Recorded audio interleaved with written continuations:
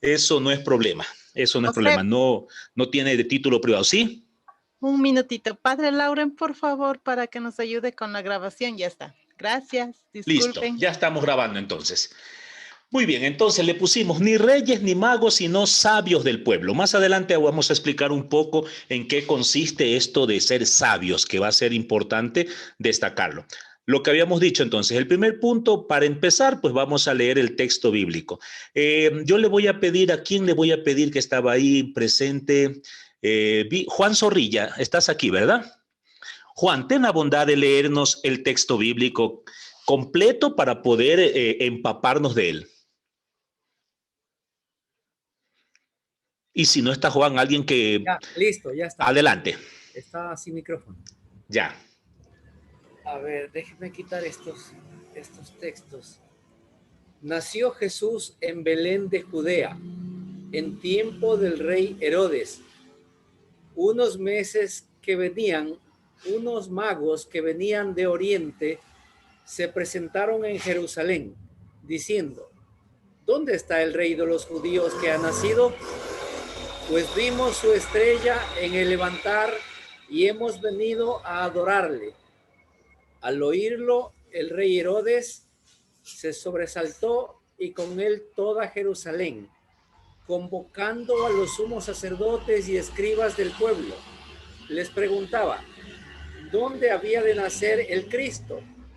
Ellos le dijeron: en Belén de Judea, porque así está escrito por el profeta: y tú, Belén, tierra de Judá, no eres la menor entre los principales clanes de Judá, porque de ti saldrá un caudillo que apacentará a mi pueblo Israel.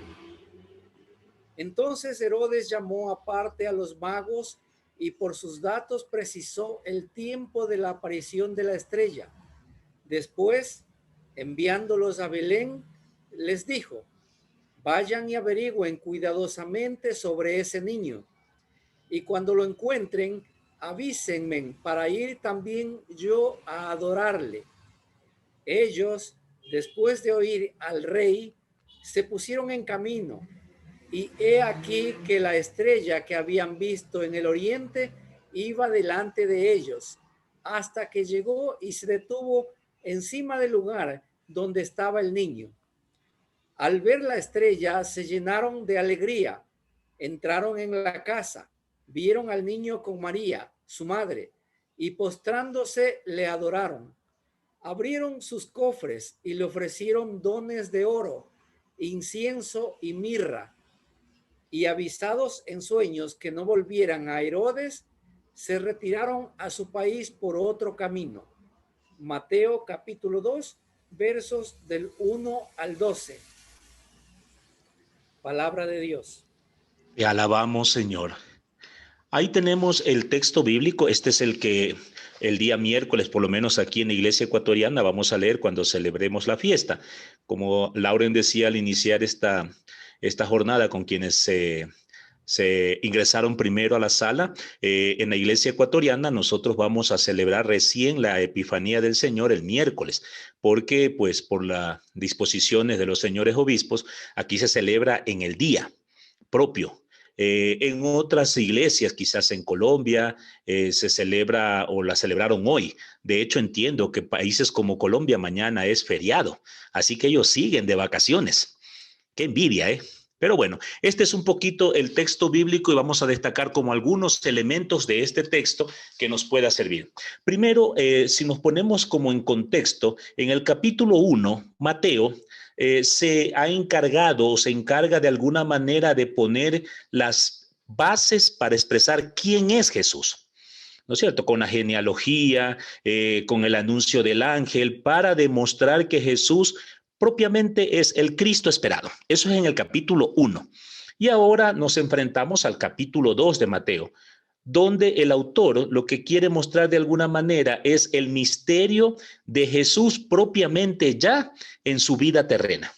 Es decir, lo que va a acontecer con este Jesús ahora que ya empieza a vivir en nuestro mundo. Y lo va a presentar como en 4 cuadros que van a cubrir todo el capítulo 2. En el primer cuadro va a ser precisamente lo que vamos a estudiar hoy, lo que vamos a reflexionar hoy, ¿no? Que es la visita de estos sabios llegados del oriente. Está en los versículos del 1 al 12, como Juan nos ha leído en este momento. Luego vendrá un segundo cuadro cuando el ángel le pide a José que tome al niño y a su madre y huyan a Egipto porque Herodes quiere matar a los niños. Versículos 13 al 15.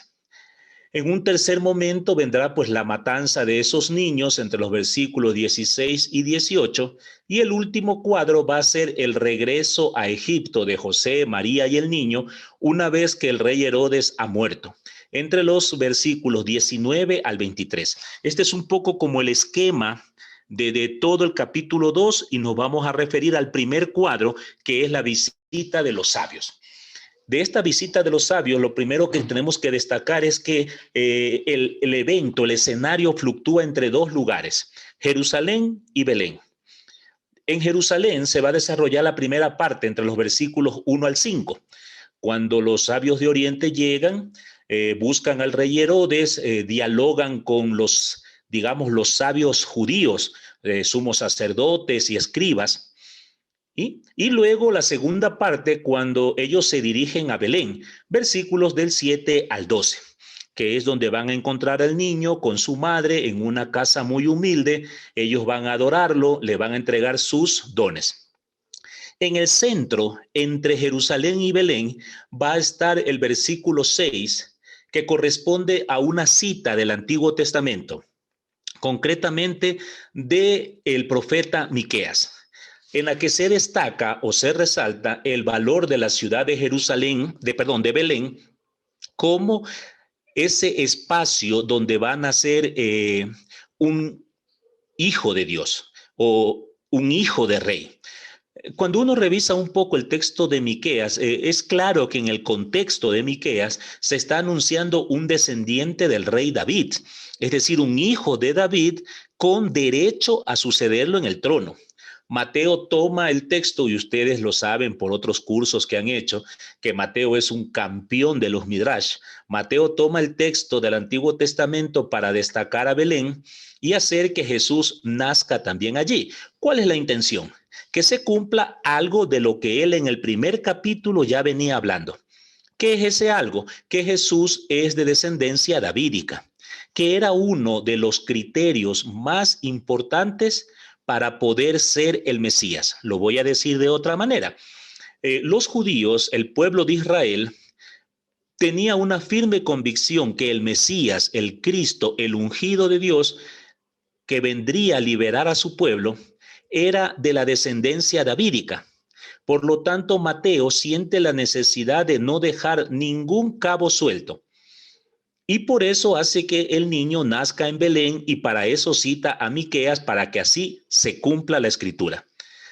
Ahora bien, ambas ciudades, Jerusalén y Belén, están de alguna manera conectadas por la presencia de la estrella. A mí me llamó mucho la atención esta mañana que revisaba el texto, que hay 4 versículos en un texto tan pequeño, 4 veces se habla de la estrella. En los versículos 2, 7, 9 y 10.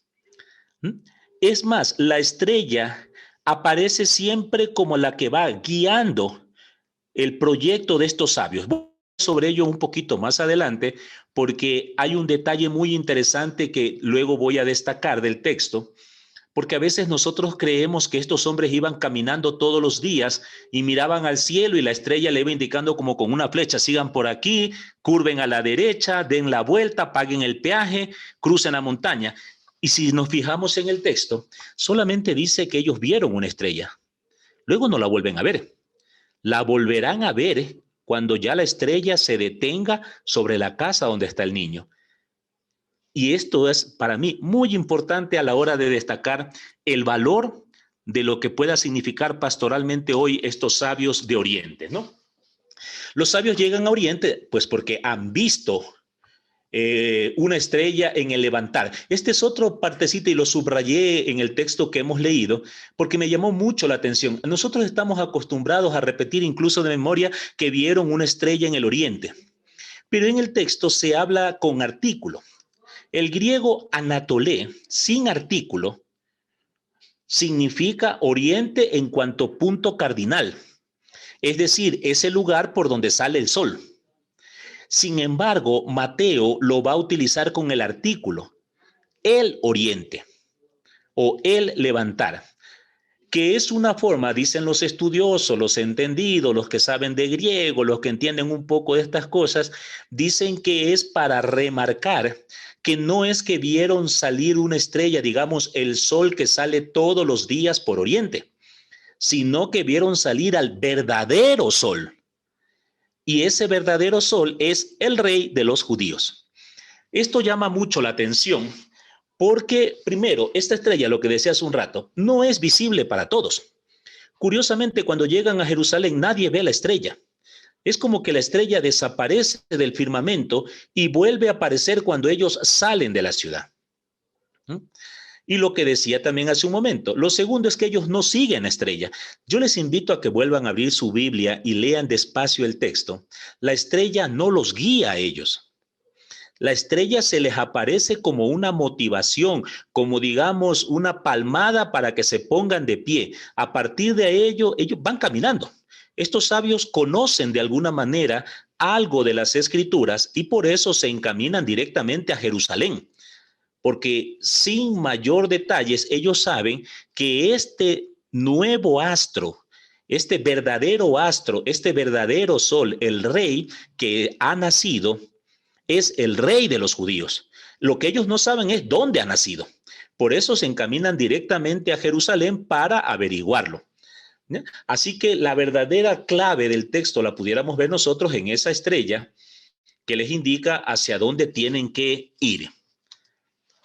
Los habitantes de Jerusalén, tercera cosa que llama la atención, es que los habitantes de Jerusalén se turban, pero no se les nota preocupados. Más aún, más allá de que los sabios judíos, los escribas, los sumos sacerdotes, conocen a la perfección la profecía de Miqueas y saben que si realmente ha nacido el rey de los judíos, este tiene que haber nacido en Belén, curiosamente no van ellos.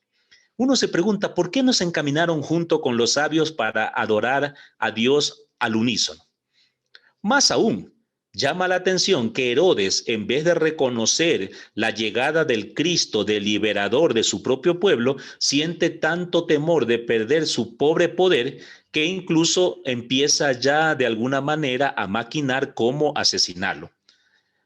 Conclusión, los sabios no hallaron nada en Jerusalén.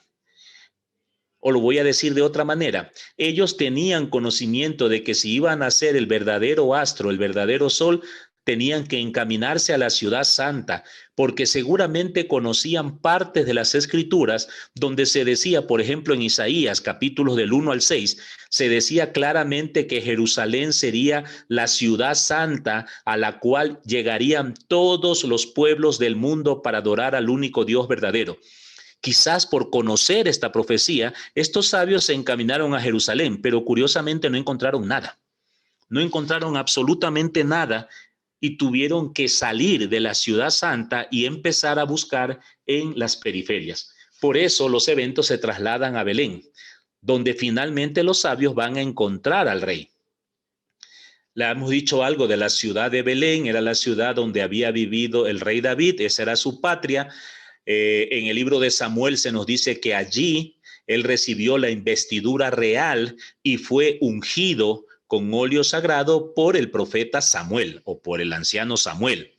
Y ahora Mateo, utilizando un midrash, utilizando una relectura de textos del Antiguo Testamento, hemos dicho, pone al niño a nacer en Belén para que se cumplan las escrituras y que también sea de alguna manera investido realmente como el verdadero rey, no solo de Israel, sino del mundo. Y la antigua unción con óleo, con aceite sagrado, ahora se va a convertir en una unción con el Espíritu Santo. Todo esto parece que es reconocido por los sabios, quienes se postran de rodillas, lo adoran, lo reconocen como el Emanuel, como el Dios con nosotros, y a partir de ese momento habrán vivido una experiencia de mucha paz. A mí me hace recordar lo que dice el texto del Evangelio de Lucas, cuando el anciano Simeón dice: ahora, Señor, según tu promesa, ya puedes dejar a su siervo irse en paz, porque mis ojos han visto la salvación. Y eso da, pues, obviamente, mucha paz. Este camino de los sabios es un camino de muchas dificultades, pero que termina con éxito. La estrella, hemos dicho ya hace un rato, es la señal que comunica a los sabios que es tiempo de ponerse en camino. Yo voy a resaltarlo porque quizás de la lectura del texto esta es la parte que quisiera resaltar mucho más, a pesar de que hay otras lecturas, pero son más conocidas, más catequéticas, ¿no? Pero esta estrella solo les indica que es tiempo de ponerse en camino. Esto es como cuando uno va a hacer una carrera, ¿no? Uno se pone en posición, suena un disparo y todo el mundo sale corriendo. A uno no tiene que seguirle disparando, ¿no? Porque si le siguen disparando, entonces ya uno corre más rápido porque lo quieren es matar, pues. Ese primer tiro solo es para anunciar, empieza la carrera. De ahí para allá la carrera uno lo hace motivado, al inicio quizás por curiosidad, quizás por entusiasmo, pero pronto tiene que pasarse del entusiasmo primero a la convicción, a la tenacidad, a la constancia. ¿Cuál es el objetivo? ¿Cuál es la motivación mayor de estos sabios? Podemos decir que era su deseo profundo de conocer al rey de los judíos. Conocerlo. ¿Para qué? Es algo que el texto no nos dice. Pero es una bonita pregunta que uno se puede hacer, ¿no? ¿Cuál fue, más allá de la curiosidad, la verdadera gran motivación que tuvieron estos hombres para ponerse en camino? Y no habrá sido un camino de 24 horas. Tiene que haber sido un camino bastante largo. A veces nosotros, por cuestiones de celebraciones, de calendario litúrgico, solemos poner todos los eventos en una noche, ¿no? Pareciera que esa noche José y María llegan, ella da a luz, llegan los pastores, más tardecito llegaron los Reyes Magos y todo eso, y pareciera que María no tuvo tiempo, pero ni siquiera de hacer la dieta. Y no, lo más probable es que entre el nacimiento de Jesús y la llegada de los sabios de Oriente pudieron haber pasado por lo menos 2 años. 2 años.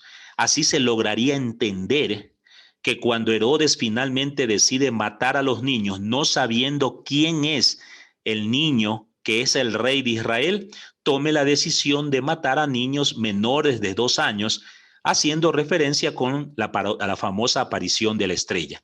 Así que el viaje que ellos tuvieron tuvo que haber sido bastante largo, prolongado. Y ustedes saben, por su propia experiencia de fe, que estos caminos de compromiso cristiano suelen ser cuesta arriba, pues suelen ser llenos de dificultades. A veces demandan de reafirmar la fe y el compromiso una y otra vez, porque a ratos da ganas de tirar la toalla. Bueno, ¿dónde está el rey de los judíos? Es la pregunta que ellos hacen a Herodes y pues prácticamente a todos los habitantes de la ciudad de Jerusalén. La respuesta, como dijimos hace un rato, todos parece que la conocen. Si ha nacido ya el rey de Israel, pues nació en Belén de Judá, porque así lo había profetizado Miqueas, capítulo 5, versículo 2. Así que todos saben, pero nadie va. Los únicos que se ponen en camino siguen siendo los sabios, porque siguen persistentes, tenaces, confiados en su misión. La estrella se detiene finalmente en la casa donde está el niño y su madre. Llama también la atención, una vez más, que quienes viven en Belén o a los alrededores de Belén no vean la señal, no se hayan percatado de la tal estrella. Más aún, entre paréntesis, alguien leí en estos días que se supone que por ahí en estos días se iba a ver esa estrella, ¿no? Alguien me contaba que había que salir una noche porque se iba a ver la estrella de Belén después de no sé cuántos siglos. Bueno, yo no salí, la verdad, a buscarla, pero bueno, ahí está. Curiosamente, las personas que viven en Belén no salen a ver, no reconocen esa señal. Ni siquiera los expertos en las escrituras, aún conociendo lo que dice el texto bíblico, se animan a ir a buscarlos. Pudiéramos hacer una conclusión aquí. Pareciera ser que Mateo finalmente lo que quiere dejar resaltado de manera fuerte, dura, es que quienes son cercanos, quienes tienen la palabra de Dios en sus manos, quienes conocen la tradición, quienes deben vivir día y noche motivados por la esperanza de salvación, por la esperanza mesiánica, ni siquiera se dan cuenta de la presencia del Hijo de Dios. Son los lejanos, son quizás aquellos que tienen fuertes inquietudes, curiosidades, ganas de conocer, los que finalmente lo encuentran. Y yo creo que esa llamada de atención hecha hace 2000 años sigue siendo una llamada de atención para nosotros hoy. Aquí quiero detenerme porque a veces uno se pregunta dónde realmente nació Jesús en esta Navidad. Yo miraba en las calles de aquí de Quito,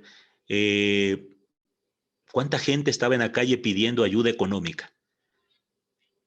Y seguíamos pasando de largo, porque no teníamos tiempo, porque todo el dinero que teníamos lo habíamos acabado comprando ropa, juguetes, regalos, comida, y porque teníamos miedo de que nos roben.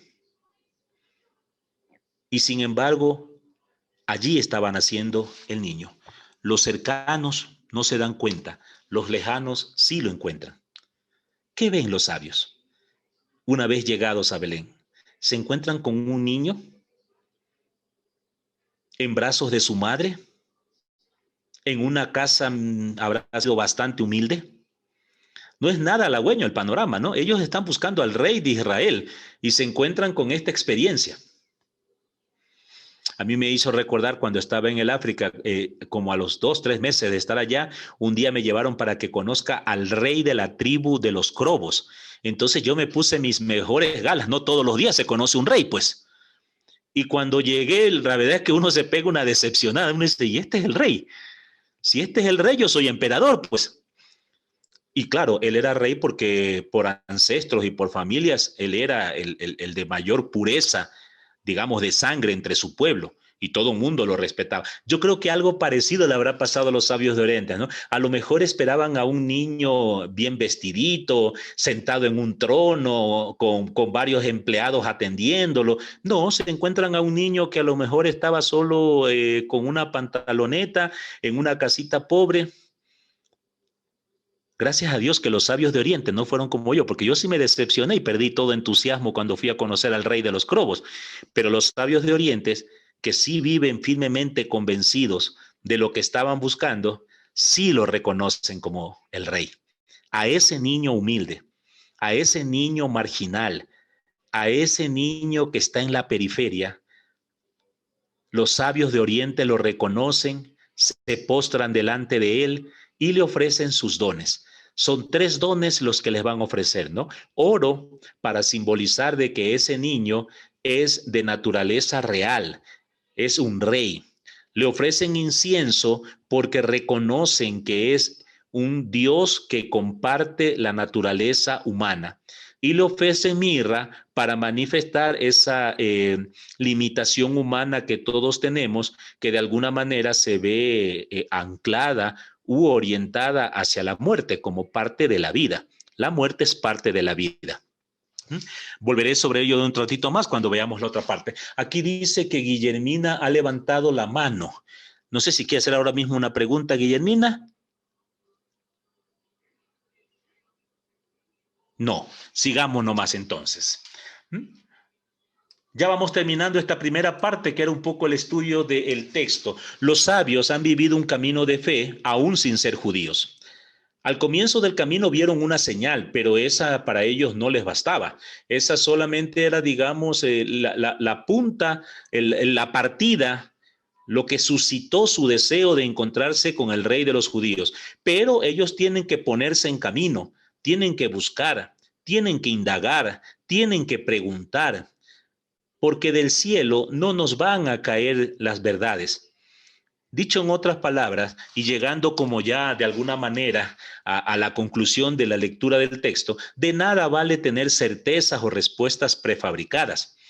Hay que hacerse preguntas significativas cada día. Por eso yo hace un rato decía, el gran debate o la gran pregunta que yo me hacía cuando preparaba este material era, ¿qué buscaban los sabios? ¿Cuál era la intención de encontrarse con el rey de los judíos? ¿Acaso albergaban alguna esperanza de también ser salvados ellos? ¿Acaso era poder preguntarles sobre algunas dudas o inquietudes? Ese es el verdadero camino, hacer preguntas significativas con relación a los problemas diarios, a los problemas sobre la vida y la muerte. En este contexto que vivimos, creo que como nunca, por lo menos en mi vida, hemos reflexionado tanto sobre el significado, el sentido de la muerte, porque nos ha tocado muy de cerca. Y quizás al valorar o al sentir, a veces con miedo, la experiencia de muerte con seres cercanos, incluso nosotros mismos en riesgo de esa muerte, obviamente hemos aprendido a valorar o a preguntarnos por el sentido de la vida. No hablo de la vida orgánica, de ese respirar que es gratis, sino de la vida con sentido. Preguntarnos o hacer preguntas sobre el sentido del pecado y la santidad. Eso que San Pablo bien resumen y que de alguna manera sintetiza nuestra experiencia, ¿no? El gran Pablo decía, ¿cómo nos vamos a entender nosotros si todo el bien, toda la santidad que deseamos, que anhelamos, no la buscamos finalmente?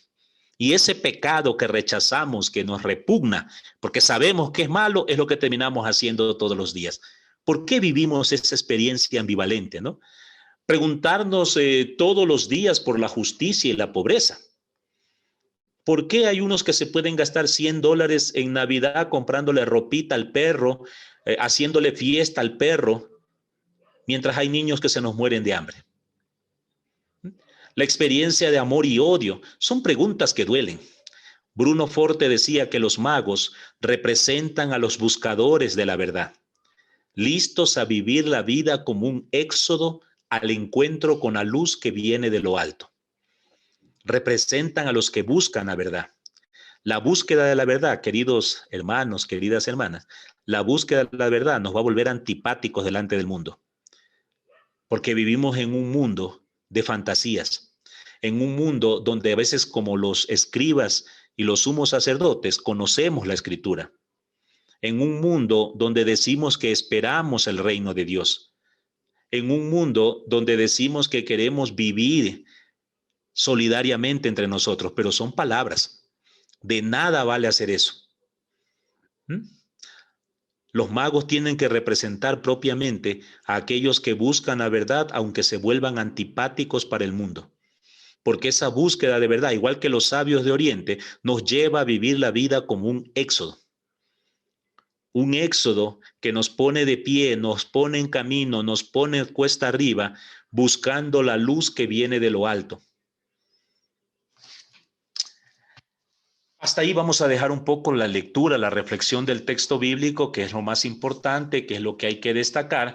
Y vamos ahora como a la parte, digamos, curiosa de esta charla, que también es importante conocerla, incluso para que la fiesta se la pueda celebrar como corresponde, ¿no? ¿Cuál es el origen de la expresión los tres reyes magos? Según José Luis Sicre, este gran autor en el libro del Cuadrante, cuando se escribió el Evangelio de Mateo, ya en la iglesia se habían suscitado o se estaban suscitando más conversiones de paganos que de judíos. Y más allá de que el Evangelio de Mateo está destinado primariamente a judeo-cristianos, Mateo siente la necesidad en estos dos primeros capítulos, conocidos como los Evangelios de la infancia de Jesús, a de alguna manera destacar que una de las grandes buenas noticias del reino de Dios y que el Evangelio quiere promulgar es que la salvación de Dios está abierta a todo el mundo, es universal. En ese sentido, los sabios de Oriente vendrían a cuestionar el por qué los paganos, los gentiles, los lejanos logran convertirse, mientras los judíos, los cercanos, digamos los especialistas en las escrituras, se niegan a hacerlo. A diferencia de esos sabios dispersos por Israel, estos que ahora reconocen al rey de los judíos vienen de Oriente. Mateo con ello trae a colación unos personajes que son distintos, que vienen de fuera, que probablemente algún conocimiento mínimo tenían de las Escrituras, pero nada en profundidad. Pero para destacar básicamente lo que acabamos de decir, que el mensaje de Jesús es un mensaje, el mensaje del Evangelio es un mensaje universal. Reyes Magos es el nombre que la tradición le dio a estos sabios. Ya lo dijimos hace un rato, Mateo no dice nada de que hayan sido ni reyes, ni magos, ni que hayan sido tres, ni que se hayan llamado Melchor, Gaspar y Baltasar. O como decía un amigo mío muy querido, malhechor, va a gastar y va a saltar, que esos son los tres reyes del siglo XXI. Entonces, fue recién en el siglo III después de Cristo cuando se impuso la idea de que eran reyes. Antes de eso, lo único que había en la iglesia era una consideración que probablemente eran personas ricas, personas pudientes, y llegaban, digamos, a esa conclusión hipotética por el tipo de regalos que habían llevado para presentarle al niño. Pero no se hablaba de reyes. Fue Orígenes quien estableció de alguna manera o dio pautas para hablar de ellos como reyes y más de eso, para establecer que el número eran 3. ¿Y de dónde salió la idea de que eran 3? Orígenes la deduce por el igual número de presentes que le entregan a Jesús. Simplemente Orígenes pensaba, si dieron oro, incienso y mirra, pues cada uno llevó alguito. Entonces son 3. Más allá de eso, antes del siglo III podemos encontrar pinturas donde se dice que son 2 reyes magos, que son 3 reyes magos, que son 4 reyes magos. Alguno de ustedes seguramente vio hasta la famosa película El Cuarto Rey Mago, que por ahí andaba, ¿no? Para completar esta curiosidad, en la iglesia siria y en la iglesia armenia, incluso se llega a decir que eran 12 estos reyes magos, para de alguna manera reflejar a los 12 apóstoles o a las 12 tribus de Israel. En el siglo V, el Papa León Magno estableció ya oficialmente de manera catequética que la iglesia iba a reconocer que solamente eran 3 los reyes magos, y con eso nos quedamos hasta el día de hoy, que son 3 reyes magos. Respecto a los nombres de Melchor, Gaspar y Baltasar, la primera vez que aparecen estos nombres es en un mosaico de San Apolinar, en la ciudad de Ravenna, en el siglo VI. Allí aparecen 3 hombres vestidos a la usanza persa, con esos gorros propios de los persas, ¿no? Los persas o Persia, que es un nombre antiguo, corresponde actualmente a ese país que nosotros llamamos Irán, ¿no? Entonces, allí se ven a estos hombres vestidos a la manera de los persas, ofreciendo sus presentes a la Virgen María, ¿no? Que tiene al niño sentado sobre su rodilla izquierda. En ese cuadro, que ustedes lo pueden encontrar en Google, ahí pueden encontrar ese mosaico de San Apolinar, aunque no se ve muy clarito en la parte de arriba de cada uno de ellos, empezando de izquierda a derecha, encima de cada uno de los personajes, viene el nombre de cada uno de ellos, ¿no? Melchor, Gaspar y Baltasar. Para el siglo XV, miren que ya ha avanzado harto tiempo, para el siglo XV a Baltasar se lo pinta de negro ya, no lo vuelve negro. ¿Cuál es el objetivo? Hacer que estos 3 reyes magos representen a las 3 razas conocidas de aquel entonces. Melchor encarnaría a los blancos de Europa, a los europeos. Gaspar, que aparece como más amarillito, va a representar a la población asiática. Y obviamente a Baltasar lo pintan de negro para que represente a los africanos. Los americanos no estamos allí representados porque todavía Cristóbal Colón no se había pegado el viaje, dicen, para descubrirnos, pues. Otra tradición dice que también buscaba representar las 3 etapas de la vida. Por eso, si usted revisa los cuadros, Melchor es el anciano, el de la barba blanca, para representar esa etapa de la vida que es la ancianidad. Mientras que Baltasar sería el maduro. Es decir, esa edad, yo no sé cuál es la edad madura, ¿no? Porque cuando uno tiene 25 años dice que ya es anciano a los 50. Los que tienen 50 dice que recién están siendo jóvenes. Y los que tienen 80 no se declaran ancianos, sino maduros. Pues medio raro. Bueno, y finalmente Gaspar sería el joven. ¿Qué dio cada uno de ellos? Melchor ofreció el oro. Es decir, miren qué juego tan bonito que tenían en aquel momento, en el siglo XV, ¿no? El anciano es aquel que es capaz de reconocer la realeza. Es decir, es capaz de reconocer que puede haber otra persona por encima de uno. Algo que a veces cuando uno es joven no lo hace. Cuando uno es joven se quiere comer el mundo y a mí nadie me pasa por encima. Ahora, ¿qué pasó? Ahí está el cuadrito que me lo estaba poniendo, gracias. No sé quién lo puso, pero gracias. Tengan la bondad de volver a mi presentación. Sí. Muchas gracias. Y ahora me sacaste de mi presentación.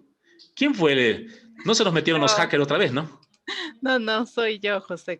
Muchas gracias. Para que puedan observar. Ya, bueno. Entonces, el anciano, pues sí, ¿no? A veces ya con la edad las personas ya no andan preocupadas de la imagen, de los títulos, ya se vive otra realidad. Por eso él ofrece el oro. Gaspar, el joven, lleva el incienso, ¿no? Esa capacidad, esa valentía, yo no sé cómo llamarlo, esa nobleza que tienen los jóvenes de poder juntar el cielo y la tierra. Yo de los jóvenes del siglo XXI, algo de lo que más destaco es la ternura con la que viven. Algo que, por ejemplo, cuando yo era joven no se vivía, ¿no? A mí me causa curiosidad ver a los jóvenes decirse entre ellos, te amo, te quiero, loco, tú eres mi pana. Y se agarran de la mano y no tienen problemas, ¿no? Son capaces de juntar lo bueno, lo noble y al mismo tiempo, pues también lo humano. Y Baltasar el Maduro, pues ofrece el mirra, la mirra, eso que iba a representar o que de alguna manera va a prefigurar la pasión y la muerte de Jesús. Parecía contradictorio que unos practicantes de la magia, algo que fue condenado ya en el Antiguo Testamento desde el siglo III antes de Cristo y que obviamente fue heredado en el Nuevo Testamento, digo, sería contradictorio que unos practicantes de magia en el sentido de hechicería se conviertan en modelo de la adoración de Dios. Pero no es erróneo que la iglesia los haya querido llamar magos, porque la palabra en griego no se refiere exclusivamente a hechiceros o a practicantes de esas simonías o nigromantes, no. También la palabra magos hace referencia a sabios que conocen la escritura. Y más adelante voy a dar mi propia concepción de sabiduría y por qué prefiero llamarlos sabios, ¿no? Según una leyenda, para terminar esta parte de recorrido un poco curioso de la historia de la iglesia, según una leyenda, después de la resurrección de Jesús, el apóstol Tomás, ¿lo recuerdan? Ese que puso el dedo en el costado de Jesús. Él viajó como misionero y se encontró con los 3 sabios de Oriente en la ciudad de Saba. Y dice que allí los bautizó. Es más, los consagró como obispos. Y que finalmente ellos fueron martirizados en el año 70 después de Cristo y fueron sepultados en la ciudad de Saba. Y allí llegó luego Santa Elena, quien tomó los cadáveres y lo trasladó hasta la ciudad de Constantinopla, donde permanecieron un tiempo hasta que Federico I, el famoso Barba Roja, en el siglo XII, finalmente los llevó a Colonia, en la ciudad de Alemania, donde hoy reposan sus restos en la catedral. Estaba leyendo que de hecho esta catedral de Colonia, por tener a los 3 Reyes Magos, más la Santiago de Compostela y la Basílica de San Pedro, dice que son los 3 centros que reciben mayor peregrinaje en el mundo. Estos sabios de Oriente, la catedral esta de la ciudad de Colonia en Alemania fue construida precisamente por la cantidad de peregrinos crecientes que iban llegando a visitar la tumba. Entonces pusieron a hacer una catedral para poder albergarlo. 600 años se demoraron en terminar la catedral. No, yo no la conozco, no he tenido el gusto de ir, algún día a lo mejor la conozca, pero dicen que es una obra monumental visitarla. Bueno, y ahora vamos a la tercera y última parte de esto, de esta ponencia, y es lo que podemos celebrar hoy. Nosotros vamos a celebrar, repito, aquí en el Ecuador, el miércoles oficialmente vamos a celebrar la fiesta que no es de los Reyes Magos, por si acaso, es la fiesta de la Epifanía del Señor. Y es lo primero que vamos a decir en el tiempo, ¿no? Con el tiempo la Iglesia Católica o los países donde la Iglesia Católica tenía influencia adoptó la costumbre de celebrar cada 6 de enero la Epifanía del Señor e incluido la visita de los sabios de Oriente. Pero básicamente lo que la Iglesia ha querido siempre celebrar el 6 de enero es la revelación de Dios a todos los pueblos. Los sabios de Oriente de alguna manera reflejan o representan a todos los pueblos que son capaces de reconocer al único Señor. Pero con el paso del tiempo nos hemos olvidado de la Epifanía y nos hemos centrado todo en los Reyes Magos. Así que cuando al inicio Lauren decía que en España los regalos los dan los Reyes Magos, mientras que nosotros acá en algunos otros países hacemos que los regalos los den el Niño Dios, pues no estamos tan mal, porque la fiesta propiamente debería estar centrada en la manifestación del Señor. Los sabios de Oriente van a ser, digamos, las figuras que van a receptar esa epifanía del Señor. A ver si lo ahondamos un poquito más en esta diapositiva. La Iglesia celebra a partir del Nuevo Testamento 3 eventos epifánicos.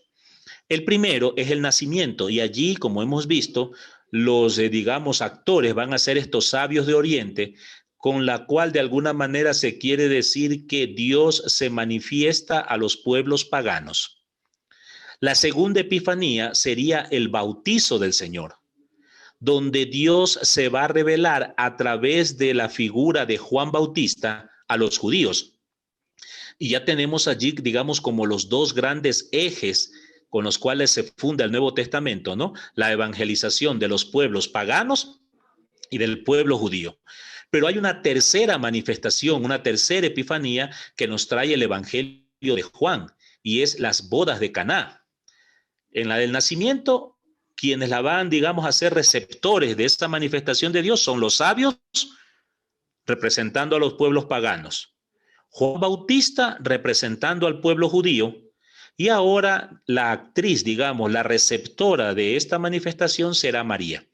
De alguna manera, María para simbolizar la manifestación del Señor a la iglesia. La iglesia entendida aquí como el espacio que acoge a paganos, a judíos, para formar un nuevo pueblo de Dios sin límites, sin excepciones y sin prejuicio.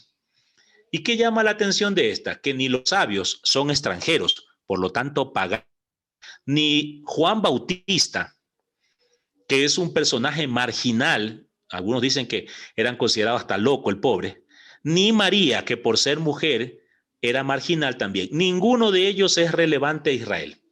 Eso a mí me llama la atención.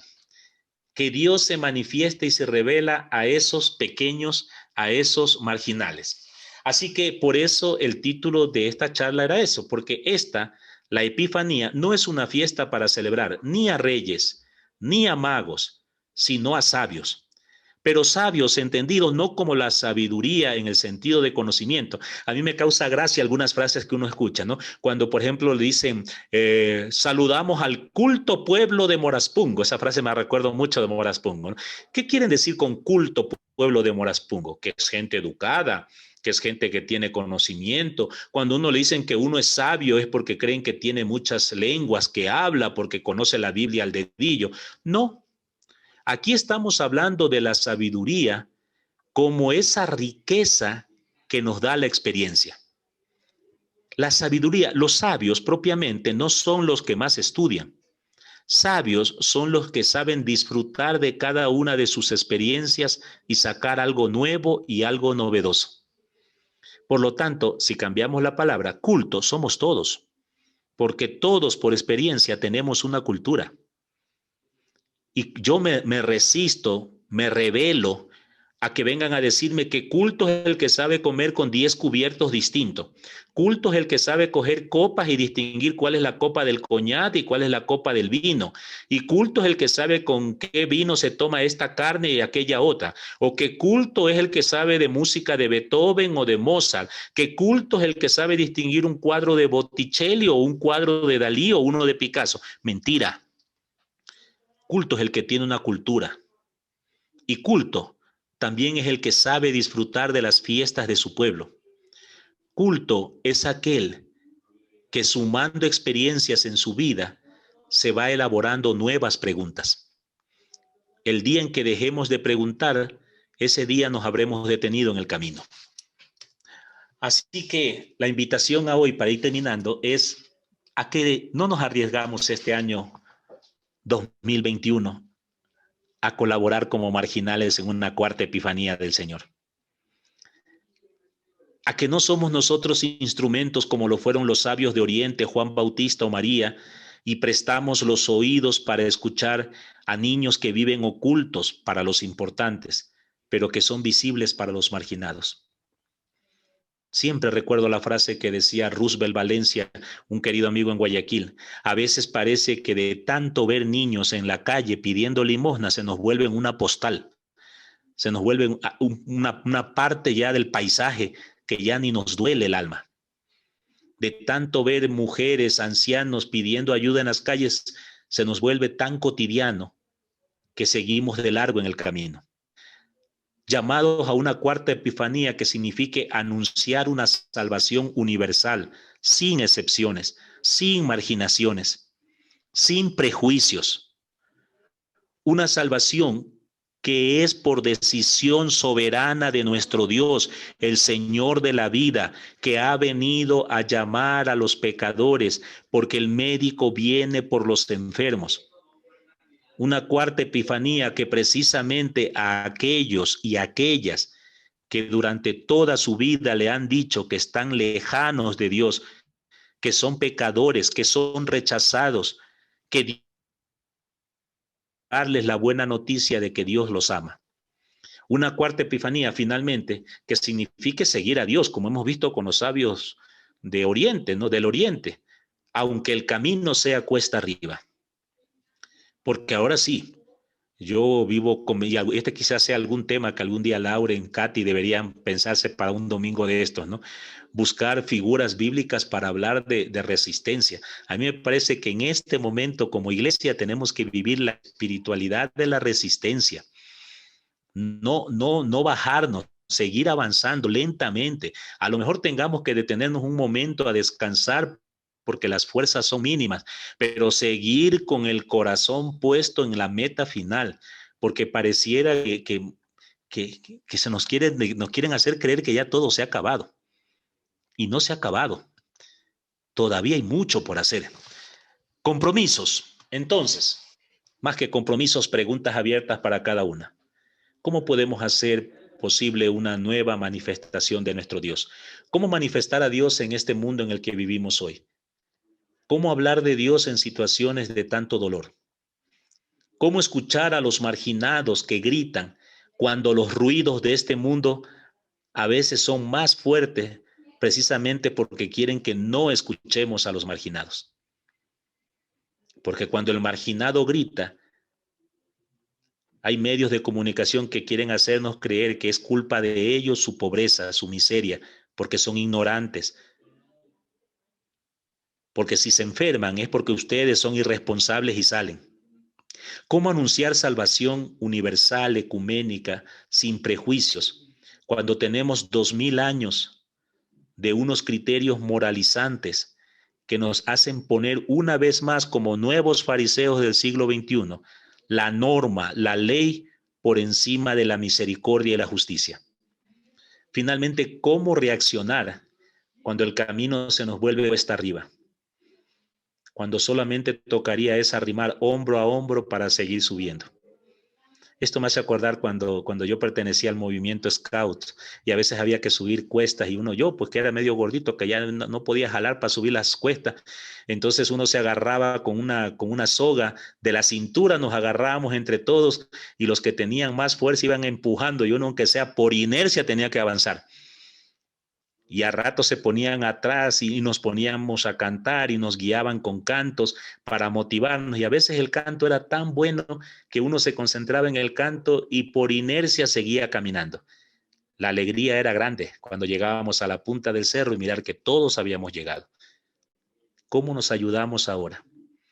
Cuando la experiencia nos muestra que hay compañeros de camino, compañeras de camino, que ya han bajado los brazos o están a punto de bajar los brazos. En estos días una querida amiga que está pasando por una situación muy compleja en su vida, me ponía una frase en el WhatsApp que me dejó marcado, ¿no? Solo me decía, sosténme, por favor, sosténme. Y uno dice, ¿cómo puedo sostener a una persona? Solo mandarle mensaje todos los días y decirle estoy ahí, porque no puedo ir a verte todavía. Muy bien, hemos terminado. Ahora sí, como siempre, Katy, ahora todos son tuyos, te vuelves la moderadora para las preguntas. Lo siento por la travesura anterior. No estuvo bien, así veían la foto. Sí. Bueno, entonces, por favor, ya saben, compañeros. No siga dentro, digamos, de su ignorancia o de la cerrazón de su corazón y no tenga, digamos, motivos para adorar al niño y se pueda dar el siguiente paso, que es un poco ese midrash de la matanza de los inocentes. Es claro que no hubo tal matanza, por lo menos no hay datos históricos reales que mencionen una matanza de Herodes, más allá de que hay autores que dicen, con lo bruto que era Herodes, seguro que mandó a matar gente.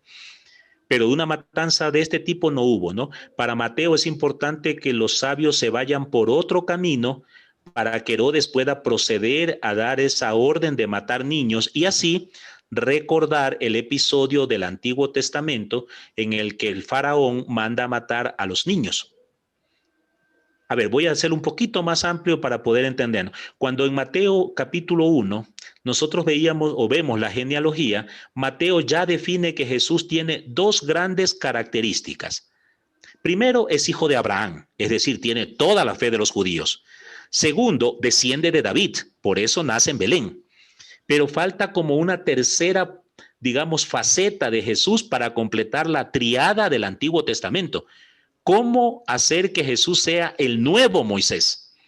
No se olviden que Abraham es el padre de la fe, David es la esperanza mesiánica y Moisés era el gran legislador. ¿Cómo hacer de Jesús un nuevo Moisés? Pues Mateo hace este artificio, hace que los sabios se vayan por otro lado, Herodes molesto, mande a matar los niños, así se cumplen las escrituras, porque Jesús tiene que irse a Egipto, como Moisés también fue el único que se salvó de la matanza, lean el libro del Éxodo, y luego tiene que de Egipto salir para ir a la tierra prometida. Mateo terminará diciendo eso, cuando Herodes muere, José toma al niño, el niño volverá nuevamente a la tierra prometida. Y así se cumplen las escrituras. ¿Me explico? Y más adelante ya con esa, digamos, figura como nuevo Moisés es que Jesús tendrá la autoridad en el capítulo 5 de subirse a la montaña, igual que Moisés. Pero mientras Moisés bajó con los 10 mandamientos que Dios le dio para el pueblo, Mateo va a decir que Jesús, que es el nuevo Moisés y más importante, él no recibe 10 mandamientos. Él habla con el poder de ser Dios y nos dio las bienaventuranzas. Y de eso alguna vez ya conversamos, algunos meses atrás, ¿no? Lo importante que sería para nosotros como cristianas y cristianos empezar a reflexionar un poquito más, no en los 10 mandamientos, sino en esas bienaventuranzas. Allí está nuestro espíritu cristiano.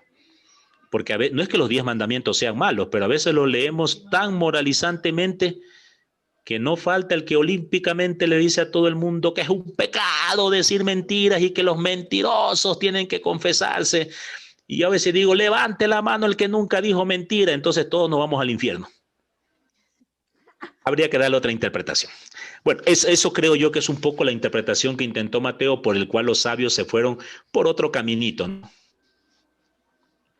Gracias, José. Gracias. ¿Algún otro compañero, compañera? Gracias, Marcia.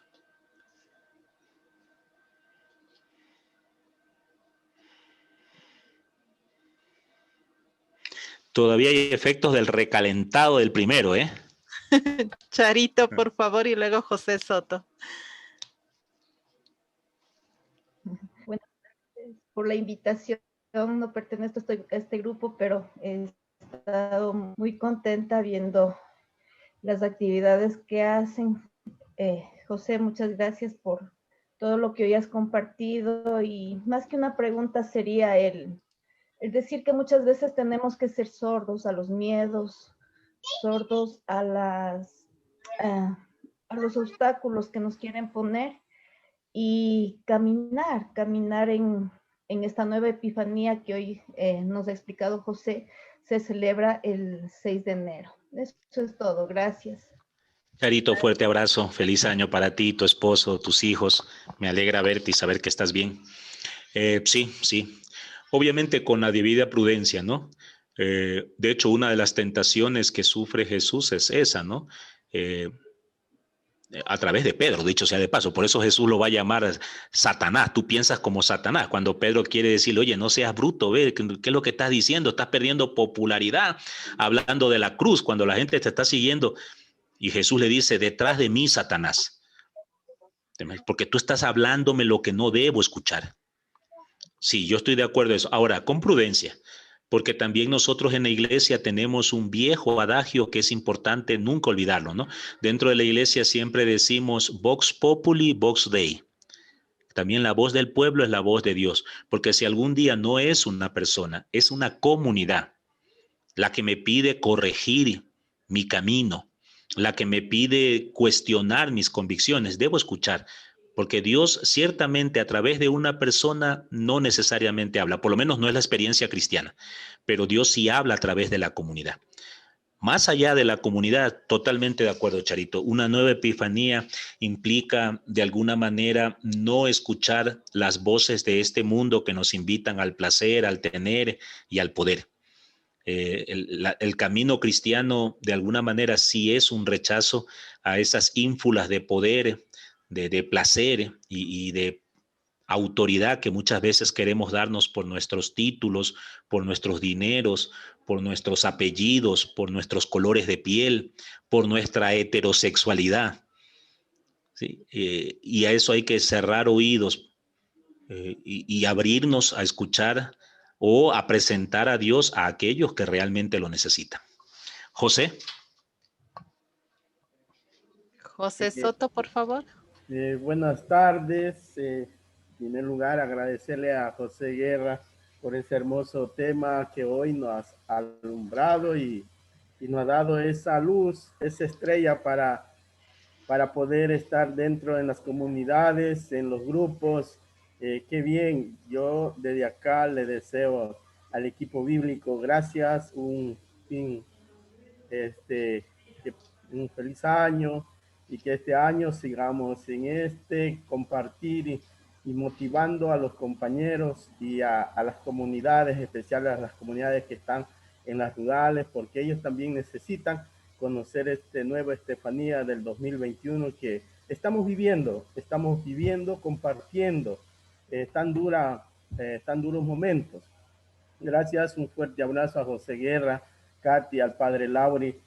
Casi no soy mucho para participar, pero yo aprendo y cuando me conecto y sé que esta es la misión que cada uno tenemos que asumir, como estos reyes asumieron, y hoy también el Evangelio nos ayudó también a aclarar esa venida de Juan, y Juan dijo, yo no soy el que ustedes están esperando, yo solamente estoy anunciándoles nomás, esperen con tranquilidad, ya vendrá el momento. Yo creo que hay que seguir en este camino, dando esperanza a los demás. Yo les agradezco, muchas gracias a José Guerra, Katy, a Lauri, al padre Lauri, a todo el equipo y a todos nuestros hermanos que están conectados de diferentes lugares. Muchas gracias y que tengamos un feliz año 2021. Muchas gracias, tocayo. Abrazos para ti, abrazos a Marta. Muchas gracias por esa amistad desde la hermosa provincia del Oro. Gracias, José. Un abrazo y feliz año.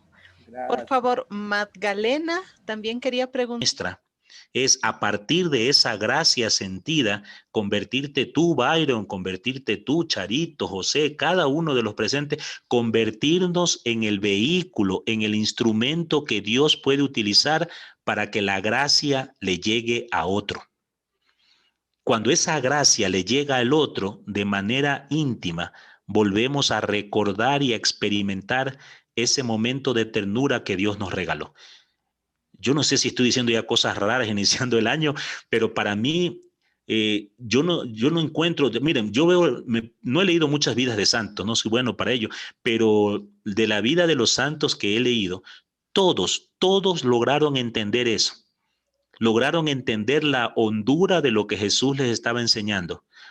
¿sí? No hay amor más grande que dar la vida a otros, darle la vida a los demás.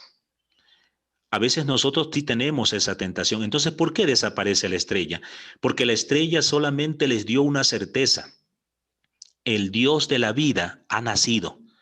Y esa certeza debe llevarnos libremente, por decisión personal, a ponernos en camino y buscarlo. Y en esa búsqueda preguntamos, indagamos, averiguamos, vamos camino cuesta arriba, probablemente tengamos que pasar noches a la intemperie, podamos tener dudas, podamos tener miedos, pero seguimos buscando. ¿Por qué? Porque tengo la certeza, yo sentí dentro de mí esa presencia de Dios. Me hicieron acordar de un cuentito que hace mucho tiempo no lo recordaba, ¿no? Dicen que una vez un perro vio un conejo y se le activó toda la adrenalina al perro y empezó a ladrar furiosamente y a perseguir al conejo. Claro, con el ruido que armó, varios perros se juntaron a la cacería y todos ladraban furiosos, pero el conejo corría. Y corría tan rápido que los perros no lo alcanzaban y seguían ladrando. Después de 5 minutos, la mayoría de los perros se cansaron, perdieron entusiasmo y se fueron regresando a seguir pastando, a seguir jugando. El único que siguió corriendo, ladrando, desesperado, como loco, fue el que vio al conejo, porque él sabía que existía un conejo. Los demás solo escucharon que hubo un conejo. Diría Jesús, el que tenga oídos para oír, que oiga. Gracias, José. María, Un tipo de enfermedad venérea. Por eso en la mayoría de las películas siempre aparece como con mucha sarna y hasta que se murió. No hay mucho que hablar de Herodes, realmente. hay un librito, José, no sé si tú habrás leído Los de Herodes, que es publicado por el Verbo Divino. Entonces le recomendamos a Marcia Mercedes